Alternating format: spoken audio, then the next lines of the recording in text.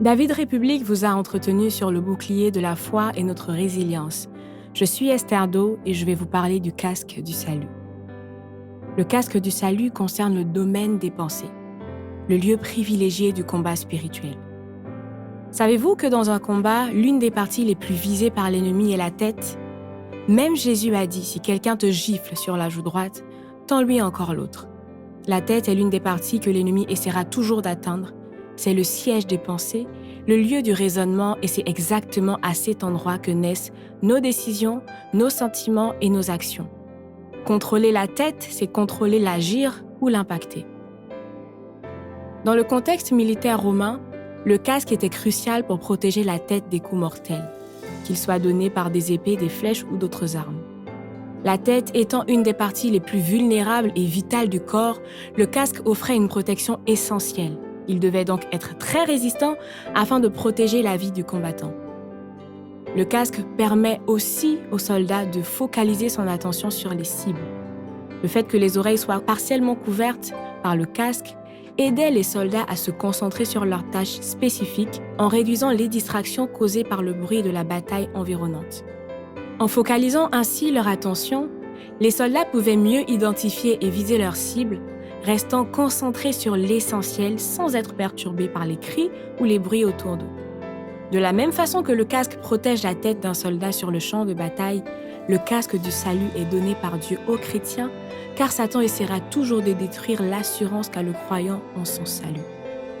Le doute, les mauvais raisonnements, les découragements, les pensées négatives ou les tentations sont des flèches que l'ennemi n'arrêtera jamais de lancer contre nous afin de nous détourner de notre foi. Le diable insinue, propose, suggère des pensées, mais l'homme a le choix. Oui, le choix est toujours donné aux chrétiens. Le diable n'a pas le pouvoir de nous imposer quoi que ce soit.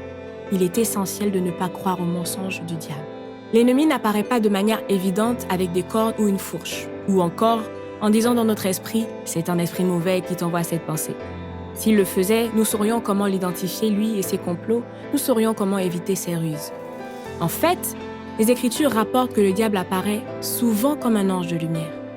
Il nous hait parce que nous sommes faits à l'image de Dieu et il vient pour voler, tuer et détruire notre témoignage ou notre réputation en tant que peuple de Dieu. La façon dont il s'y prend, ses stratagèmes et ses attaques sont très subtils. Il peut vous glisser une pensée pour vous faire croire que vous êtes déchu de la grâce de Dieu, que vous devez travailler pour être juste aux yeux de Dieu, ou vous donner un symptôme mensonger pour vous faire sentir que vous n'avez pas encore reçu votre guérison ou que le Seigneur vous refuse la guérison pour vous enseigner une leçon. L'ennemi utilisera souvent aussi la loi contre nous. En effet, lorsque les croyants se soumettent à la loi de l'Ancienne Alliance, ils se sentent condamnés et s'attendent à un jugement et une punition pour leurs manquements et leurs méfaits. Cela ouvre la porte aux attaques de l'ennemi. Il est écrit dans Luc 10 au verset 19 « Voici, je vous ai donné le pouvoir de marcher sur les serpents et les scorpions et sur toute la puissance de l'ennemi et rien ne pourra vous nuire. » Le chrétien doit avoir dans la tête l'assurance que la victoire est déjà acquise. Cette espérance du salut est donnée par Dieu et doit être une conviction inébranlable. En fait, nous devons tout simplement nous tenir fermement dans l'attente de notre Père, celui qui combat pour nous et qui agira certainement en notre faveur. Je dirai à mon âme, tu es Dieu de tout. Même si les mers se déchaînent, tu parles et tu les calmes. Tu es mon repos, tu es au contrôle. Il est écrit également dans Éphésiens 6 au verset 10 « Au reste, mes frères, fortifiez-vous dans le Seigneur et par sa force toute puissante. Revêtez-vous de toutes les armes de Dieu afin de pouvoir tenir ferme contre les ruses du diable. » Dans le texte grec original, ce verset nous encourage à être forts dans la manifestation extérieure de la puissance que le Seigneur nous a donnée. Cette puissance vient du renforcement intérieur que nous donne le Saint-Esprit, l'instructeur, comme disait Christa en introduction. Au-dedans de nous, nous devons être dans le repos et placer toute notre assurance en Dieu.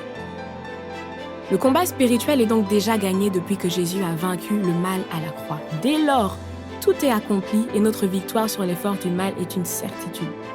Nous pouvons le manifester lorsque nous revêtons toute l'armure de Dieu dans le but de tenir ferme contre les attaques de l'ennemi.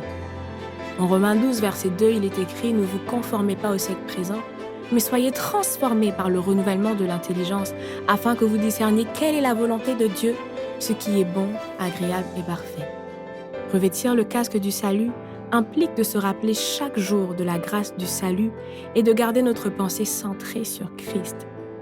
Cela demande de nourrir notre esprit par la parole de Dieu, de prier pour la protection de nos pensées et de renouveler notre esprit par la vérité de l'Évangile.